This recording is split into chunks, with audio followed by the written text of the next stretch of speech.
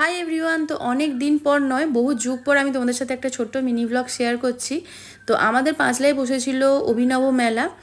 তো সেখানে গিয়ে ফার্স্টে আমরা এই হ্যান্ডমেড জুয়েলারি শপটাই গিয়েছিলাম, যেখানে বেশ ভালো ভালো কালেকশন ছিল, বাট আমি কিছু কিনিনি।